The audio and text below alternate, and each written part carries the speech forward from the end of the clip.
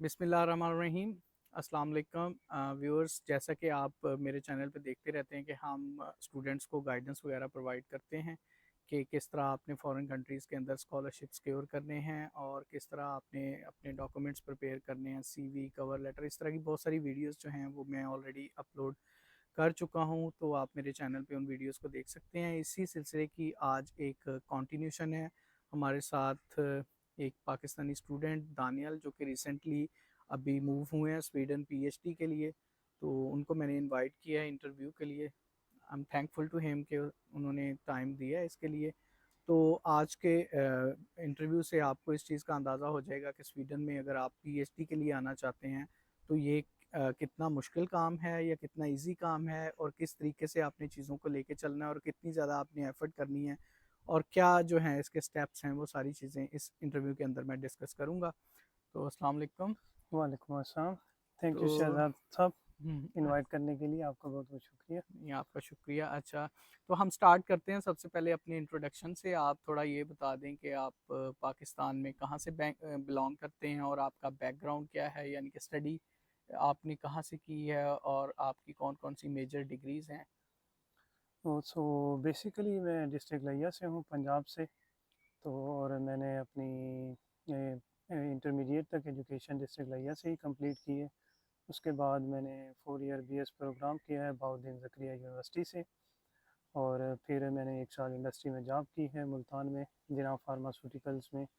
उसके बाद मैंने अपना मास्टर्स किया है कॉमसेट्स यूनिवर्सिटी इस्लामाबाद से। और अब मैं यहाँ आपके साथ बैठा इंटरव्यू दे रहा हूँ पीएचडी स्वीडन में, स्टॉकहोम यूनिवर्सिटी। Thank you. हमारे अंदर बहुत सारी सिमिलरिटीज़ हैं। उसकी रीज़न ये है कि मैं भी साउथ पंजाब से हैं, तो वो भी साउथ पंजाब से हैं, और हम दोनों एक ही यूनिवर्सिटी के ग्रेजुएट हैं कॉमसेट्स के। मैं लाहौर कैंपस से हूँ, ये इस्लामाबाद कैंपस से हूँ। तो बड़ी खुशी होती है जब अपनी यूनिवर्सिटी के ग्रेजुएट्स को स्पेशली जो है देखते हैं इस तरह की अच्छी पोजीशंस के ऊपर। तो दानियाल अभी रिसेंटली जो है वो स्टॉकहोम यूनिवर्सिटी में पीएचडी कैंडिडेट के तौर पे एनरोल हुए हैं, तो ये मेरे ही ग्रुप में आए हैं।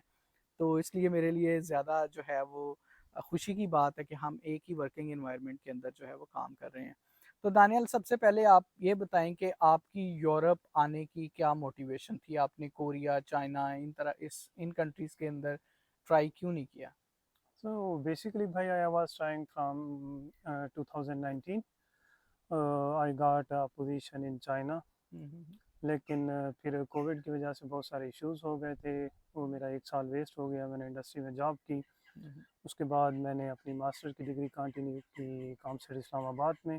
तो बेसिकली भाई मुझे बैचलर से कुछ आइडिया हो गया था कि पाकिस्तान में कुछ बनने वाला नहीं है, तो मुझे हायर एजुकेशन के लिए बाहर मूव करना चाहिए। तो पहले मेरे माइंड में था कि मास्टर चाइना से की जाए तो बेहतर होगा, लेकिन वो समहाउ सिचुएशन की वजह से पॉसिबल नहीं हुआ। उसके बाद मैंने ट्राई करना स्टार्ट किया, और चाइना में मैंने 2-3 बार एक्सेप्टेंस लेटर भी लिया और अच्छी यूनिवर्सिटी से पैकिंग से भी लिया है कई दफ़ा। लेकिन फिर वो एक जो मोटिवेशन मिली कि यूरोप में हम जा सकते हैं, फिर एक मेरे दोस्त ने गाइडेंस की कि कुछ कंट्रीज़ ऐसी हैं जहाँ इंग्लिश नेसेसरी नहीं है, वो अपनी लैंग्वेज को प्रेफर करते हैं। अगर आप कम्युनिकेट कर सकते हैं इंग्लिश में तो they will accept you, like Sweden, Denmark, Norway. तो इधर आने के लिए आइट्स ज़रूरी नहीं है। यूएसए, यूके, ऑस्ट्रेलिया और कनाडा में ये चीज़ें ज़रूरी हो जाती हैं। तो यहाँ से एक मुझे डायरेक्शन मिली कि मुझे इन कंट्रीज़ में ट्राई करना चाहिए। उसके बाद भी मैंने बहुत सारे इंटरव्यूज़ दिए हैं चाइना में। लेकिन एक इंटरव्यू दिया था मैंने बर्मिंघम यूनिवर्सिटी में। हम्म। सो मैंने देखा कि उसमें वो कैसे ट्रीट करते हैं आपको इंटरव्यू में। From that interview I got inspired and I think I should try in Europe, not in China and Korea.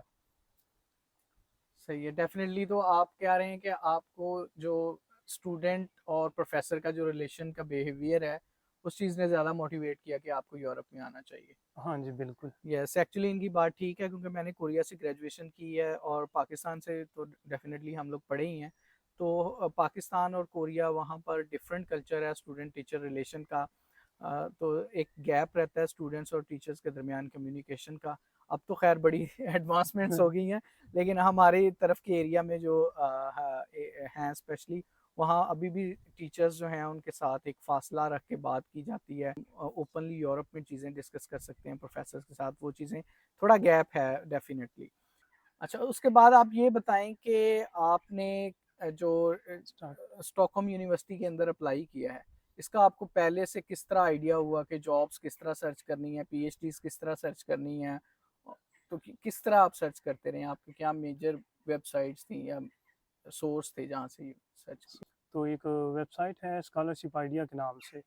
तो उधर इन शेंजन कंट्रीज़ की, मोस्टली नॉर्डिक कंट्रीज़ की बहुत ज़्यादा पोजीशंस आपको शो होती हैं, और इसके अलावा जर्मनी की भी बहुत ज़्यादा पोजीशंस आपको मिल जाती हैं। मेरे हिसाब से मैंने उसे बहुत यूटिलाइज़ किया है इधर आने के लिए। इसके अलावा एक और प्लेटफॉर्म है जो यूरासेस है, आप उधर भी डिटेल्स देख सकते हैं। इजीली मिली या मुश्किल थी? काफ़ी टफ था। आई थिंक कि मैंने इसे एक डेली जॉब समझ के किया, और 12-12, 14-14 घंटे बैठ के अप्लाई किया है बस। अप्लाई किया है, इंटरव्यूज़ दिए हैं, और हम्म। काफ़ी सारी चीज़ों के बाद यहाँ तक पहुँचा हूँ। सही है। तो आपने जो डॉक्यूमेंट्स प्रिपेयर किए हैं, जैसे कवर लेटर होता है या सीवी होती है, मोस्टली स्टूडेंट सफ़र कर रहे होते हैं और वो दूसरे सीनियर्स वगैरह से पूछ रहे होते हैं, या जो लोग ऑलरेडी पोजीशन सिक्योर कर चुके हैं उनसे पूछ रहे होते हैं कि हमें जो है वो गाइड करें या हमें अपनी टेम्पलेट दे दें, हम उसको फॉलो कर लेंगे। तो आपके केस में आपने किस तरह किस रूट को फॉलो किया? आई थिंक सो कि भाई आजकल टेक्नोलॉजी का दौर है। आप चैट जीपीटी को कमांड दें अच्छे से कि आपको किस कंट्री के हिसाब से चाहिए, तो हम्म। वो आपको एक बेसिक प्लेटफॉर्म जनरेट कर हम्म। देता है। उसके हम्म। बाद आप अपनी ज़रूरत के मुताबिक उसमें मॉडिफिकेशंस कर सकते हैं, और थोड़ा बहुत मैंने यूट्यूब की वीडियोस से भी सीखा है। सही है। तो व्यूअर्स, अब इनकी जो बातों का कंक्लूजन यही है कि इन्होंने खुद एफर्ट की है, थोड़ा आइडिया लिया है इंटरनेट से, बाकी चीज़ें खुद प्रिपेयर की हैं अपने लिहाज से, या जिस पोजीशन के लिए ये अप्लाई कर रहे हैं इन्होंने उस लिहाज से अपनी सीवी को, कवर लेटर को, हर चीज़ को मॉडिफाई किया है। और दूसरी बात इन्होंने बड़ी अच्छी की है कि इन्होंने इसको एज अ जॉब लेके चले हैं।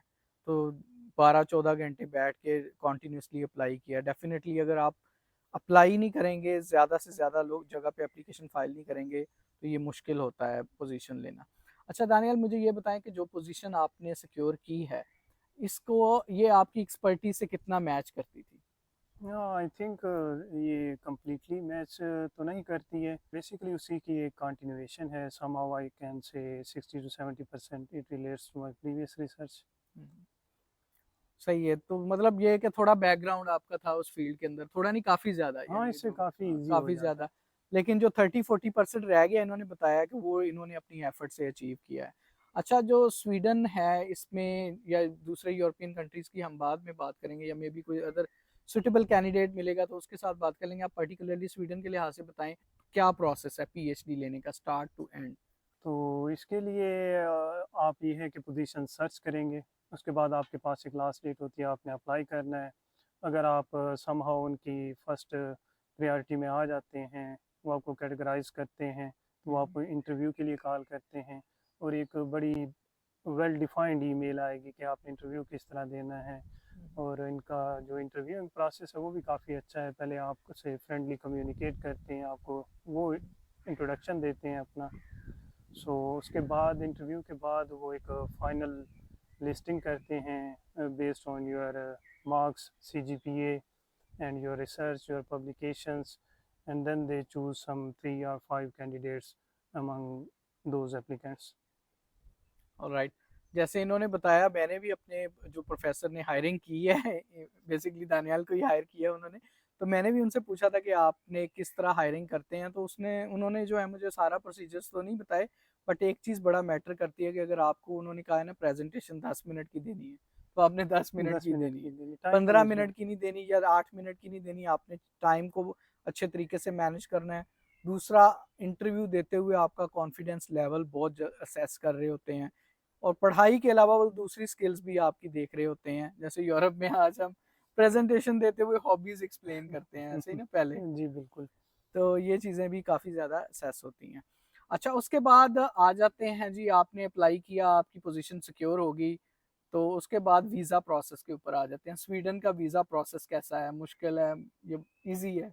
हाँ, आई थिंक कि भाई कुछ टाइम पहले तो ये बहुत इजी था। आप विद इन 2-3 मंथ्स आप वीज़ा लेके आ सकते हैं, लेकिन ये कुछ पॉलिटिकल सिचुएशंस की वजह से काफ़ी लंबा हो गया है। इथोपिया में शिफ्ट कर दिए इन्होंने एम्बेसी, और कुछ वीज़ाज़ के लिए थाईलैंड भी जा रहे हैं लोग। तो आई थिंक कि जब मैंने अप्लाई किया था तब ये ऑप्शन भी नहीं था, इस ऑप्शन को आने में टाइम लग गया था, वरना ये इजी है, इतना मुश्किल नहीं है, आप 3 से 6 महीने में मिल जाता है आपको वीज़ा। स्टेप्स क्या हैं वीज़ा अप्लाई करने के? स्टेप्स वीज़ा अप्लाई करने के ये हैं कि मैंने ऑनलाइन एप्लीकेशन सबमिट हम्म, की थी, तो विद इन 3 वीक्स वो आपको रिप्लाई कर देते हैं कि आप एम्बेसी जा सकते हैं। हम्म, तो पीएचडी स्टूडेंट्स के लिए एक फ़ायदा ये है कि उनके लिए इंटरव्यू नहीं है, वो हम्म, जस्ट आपके बायोमेट्रिक्स लेंगे और कुछ डॉक्यूमेंटेशन करेंगे और आपको फ्री कर देंगे। वो मैंने सुना है कि मास्टर्स के स्टूडेंट्स के लिए कहीं वो एक इंटरव्यू है, वो उनसे पूछते हैं किस पर्पज़ हम्म। के लिए जा रहे हैं, क्या करना चाहते हैं। उसके बाद ये पूछ लेते हैं कि जो आइल्स की रिक्वायरमेंट मोस्टली स्टूडेंट्स को होती है, ठीक है, तो आपको आइल्स की रिक्वायरमेंट पूछी गई है ये? नहीं नहीं, मुझसे ये किसी ने भी सवाल नहीं किया है। आई हम्म, थिंक कि मैं उन्होंने वो इंटरव्यू में ही असेस कर लिया था कि मैं कितना कुछ इंग्लिश बोल सकता हूँ, कम्युनिकेट कर सकता हूँ कि नहीं। हम्म, और दूसरी भी वो चीज़ें देखते हैं इंटरव्यू में, मैं आपको बताना भूल गया कि मुझसे से कुछ जनरल क्वेश्चंस भी किए गए कि अगर आपकी लैब में किसी के साथ लड़ाई हो जाती है, कोई कन्फ्लिक्ट पैदा हो जाते हैं, तो आप उसे कैसे सॉल्व करेंगे। हम्म, कोई अपरेटस ख़राब हो जाता है तो आप कैसे हम्म, डिटरमाइन करेंगे कि किसने, कौन इसके पीछे है, क्या रीज़न है। तो इस तरह की चीज़ें भी वो पूछते हैं। इंटरव्यू बड़ा फ्रेंडली सा होता है इनका। सही है। मतलब इनके कहने का मकसद ये है कि आइल्स ना तो यूनिवर्सिटी की रिक्वायरमेंट थी, ना ही एम्बेसी की रिक्वायरमेंट। इवन मेरा ख्याल इंग्लिश प्रोफिशिएंसी सर्टिफिकेट भी नहीं पूछा आपसे। नहीं, बट मैंने सबमिट किया था अपने अच्छा, डॉक्यूमेंट्स के साथ। डॉक्यूमेंट्स में सबमिट किया था। तो डेफिनेटली जी आइल्स रिक्वायर नहीं है, खैर अभी तक नहीं है। नेक्स्ट जो है पीएचडी के लिए हम कुछ कह नहीं सकते। हाँ, वो आजकल उन्होंने मास्टर के लिए ज़रूरी कर अच्छा, दिया। मास्टर्स के लिए ज़रूरी है, आपने मेरे प्रीवियस व्लॉग में भी देखा होगा, उसमें उन्होंने एक्सप्लेन किया था कि मास्टर्स के लिए ज़रूरी है। अच्छा, उसके बाद आप स्वीडन आ गए। अब आप ये बताएं कि आपको कैसा लगा यहाँ पर आके? भाई स्टार्ट में तो जब मैं आया था थोड़ी ठंड थी, हम्म, वेदर बड़ा हार्श था, कुछ हम्म, टाइम लगा सेटल होने में, लेकिन I think it is a better place to live and work. Hmm, work life balance अच्छा है। जो मेन चीज़ है आई थिंक वो इधर आज़ादी है, कोई आपको डिस्टर्ब नहीं करेगा, कोई आपसे नहीं पूछेगा क्या कर रहे हो, कब आ रहे हो, कब जा रहे हो। तो ये बहुत अच्छा है, और सब लोग आपकी प्राइवेसी की, आपकी इंडिपेंडेंस की कदर करते हैं इधर। हम्म। जी बिल्कुल, मैं इनकी बात से 101% एग्री करता हूँ। वर्क लाइफ बैलेंस भी, और आपको यहाँ पर खुद जो है ना ऑटोनोमस लर्नर बनाते हैं कि आपने जो भी करना है खुद खुद करना से है। करना। ठीक है, सारी चीज़ें आपके हाथ में हैं। अच्छा जी, उसके बाद आ जाते हैं जी पीएचडी में, आप यहाँ पर आगे क्या बेनिफिट्स हैं पीएचडी के? वही पीएचडी के बेनिफिट्स हैं, ये स्वीडन का तो मैं बता सकता हूँ कि यहाँ पीएचडी एज अ जॉब है। हम्म, आपको मेल भी ऐसे आती है, you have been selected as a PhD as employment. हम्म, और उसके बाद आपको सैलरी मिलती है, सैलरी से टैक्स काटते हैं, हम्म, जिसके आपको कल को बेनिफिट्स मिलते हैं। हम्म, और आई थिंक कि आप 4 से 5 साल बाद एलिजिबल हो जाते हैं, आप पीआर के लिए अप्लाई कर सकते हैं। हम्म, इसके अलावा ट्रैवलिंग अलाउंसेस हैं, हम्म, आपके और भी बहुत सारे बेनिफिट्स हैं। हम्म। जी, इन जिस तरह इन्होंने बताया, कुछ मैं भी ऐड कर देता हूँ। एक तो लीव का बेनिफिट भी है जी, आपको। लीव का बेनिफिट है, और लीव लेना ज़रूरी भी है हाँ, इधर। ज़रूरी है। यहाँ पर आपको बकायदा ईमेल आती है कि भाई अगर लीव नहीं लोगे तो डिपार्टमेंट ज़बरदस्ती आपको लीव्स पे लीव भेज दे देता है। देगा। और लीव्स में यहाँ पर एक्स्ट्रा सैलरी होती है नॉर्मल सैलरी की निस्बत। जी, एक्स्ट्रा ठीक पे है। करते हैं आपको। और दूसरा इन्होंने बताया एज अ जॉब काउंट होती है। बाकी आप देखें कोरिया या चाइना या आप कहीं भी जाते हैं साउथ एशिया या साउथ ईस्ट एशिया में, तो आपको ये एज अ स्टूडेंट ही काउंट होना है हम्म, आपने। बाकी यहाँ पे एक मिनिमम सैलरी है स्वीडन में, वो आपको मिलनी ही मिलनी है। ठीक है, वो मैं यहाँ नहीं बताऊंगा, आप खुद गूगल कर सकते हैं, बट इट्स हैंडसम अमाउंट। या ठीक है, वो मिनिमम सैलरी यहाँ पे आपको मिलती ही मिलती है, लेकिन वो मिनिमम भी काफ़ी हैंडसम है। ठीक है। अच्छा, उसके बाद इन्वायरमेंट कैसा है? इंटरनेशनल स्टूडेंट्स के साथ आप डील कर रहे हैं, तो इसमें आप क्या डिफरेंट पाया आपने जब पाकिस्तान में आप एक ही पाकिस्तानी स्टूडेंट्स के साथ ही डील कर रहे थे? भाई इन्वायरमेंट इस लिहाज से अच्छा है कि सब कोऑपरेटिव हैं, फ्रेंडली हैं, और बहुत सारा फ़ायदा होता है आपको जब आप इंटरनेशनल स्टूडेंट्स के साथ डील करते हैं। और ख़ुसूसन यहाँ स्वीडन में, यूरोप में, और आई थिंक कि दूसरे वेस्टर्न कंट्रीज़ में भी ये कल्चर है कि वो डिफरेंट बैकग्राउंड से आते हैं। जैसा कि आप इंजीनियरिंग बैकग्राउंड से हैं, इस तरह हमारे ग्रुप में और भी लोग हैं। तो वो इंटरडिसिप्लिनरी जो नॉलेज डेवलप होता है ना, तो वो आपको काफ़ी बेनिफिट करता है फ्यूचर के लिए। गुड। बिल्कुल जी, यहाँ पर ये नहीं है कि आपने बीएस केमिस्ट्री में किया तो एमएस भी केमिस्ट्री में ही कर सकते हैं ना, यहाँ पे इस तरह की कोई रिस्ट्रिक्शंस नहीं होती, डिफरेंट बैकग्राउंड के लोग जो हैं वो यहाँ पर मौजूद होते हैं। आपसे एंड के ऊपर एक चीज़ मैं पूछना चाहता हूँ कि कितना मुश्किल है, या आप लोग आपको सुन रहे हैं उनको आप क्या मोटिवेट करना चाहेंगे? क्योंकि पाकिस्तान में जब मैं सर्च कर रहा था पीएचडी, तो मोस्टली हमें यही कहा जाता था कि भाई यूरोप में तो होना ही नहीं है ना, बहुत मुश्किल है, कंपटीशन बड़ा है। तो आप इस बारे में क्या कहेंगे? भाई आई थिंक कि हमें स्टेप लेना चाहिए, डरना नहीं चाहिए। स्टार्ट में ये डर मुझे भी था, मैंने चाइना में ट्राई किया, फिर एक हौसला मिला एक इंटरव्यू दे के। तो आप इंटरव्यूज़ वगैरह के थ्रू जब प्रोसेस से गुजरते हैं तो आप में कॉन्फिडेंस आ जाता है, और मैंने ये पोजीशन 3 महीनों में अचीव की है। हुँ। देखिए जी, डर ख़त्म करना है आपने, नेगेटिविटी जो है इस चीज़ के आपने माइंड पे सवार नहीं करना। आप अपना फ़ियर ख़त्म करें, आप कम्पीट कर सकते हैं पूरी दुनिया के साथ। तो दानियाल, इसके अलावा कोई और स्पेसिफ़िक बात जो आप स्टूडेंट्स को बताना चाहेंगे? एक और बात, वो कुछ फेसबुक पे ग्रुप्स हैं पाकिस्तान स्कॉलरशिप लीग से, और एक आप भी बता रहे थे। Scholarship networks. हाँ, तो उन्हें भी रेगुलर देखते रहें, वो लोग काफ़ी हेल्प करते हैं। उनके लिंक्स आप वीडियो के डिस्क्रिप्शन में डाल सकते हैं व्यूअर्स के लिए। और बाकी आप भाई के व्लॉग्स देख सकते हैं, आपको आई थिंक कि मोस्ट ऑफ इंफॉर्मेशन मिल जाएगी स्वीडन, कोरिया, और आई थिंक कि भाई कुछ सोच रहे हैं इंटरनेशनल और भी चाइना के लिए, तो वो भी आपको इसमें मिल जाएगा। जी, तो व्यूअर्स, आई थिंक ये एक शॉर्ट सी डिस्क्रिप्शन थी जो मैंने दानियाल के साथ की, और जो मैं कंक्लूड करूँगा एंड के ऊपर। सबसे पहली बात ये है कि आपका एजुकेशनल बैकग्राउंड मैटर नहीं करता, चाहे आप पाकिस्तान में बीकन हाउस से पढ़े हुए हैं या आप पाकिस्तान में साउथ पंजाब के किसी गांव के स्कूल से गांव के पढ़े स्कूल हुए हैं। से। It doesn't matter. आपकी एम्बिशंस मैटर करती हैं कि आपके अंदर आगे बढ़ने की अंदर के लिए कितना जो है वो डिटर्मिनेशन है। पहली बात तो ये होगी। दूसरी बात ये कि आपने खौफ ख़त्म करना है। तीसरी बात ये आपने अप्लाई करना है। जी, regularly. Apply again and again and again. इससे क्या होगा कि आपको अपनी CV, documents improvement, application procedure, इसके अंदर बहुत ज़्यादा दिन ब दिन जो है निखार आएगा, और आप जो है बहुत एक्यूरेटली अप्लाई करेंगे और आपका सक्सेस रेट जो है वो बढ़ता जाएगा।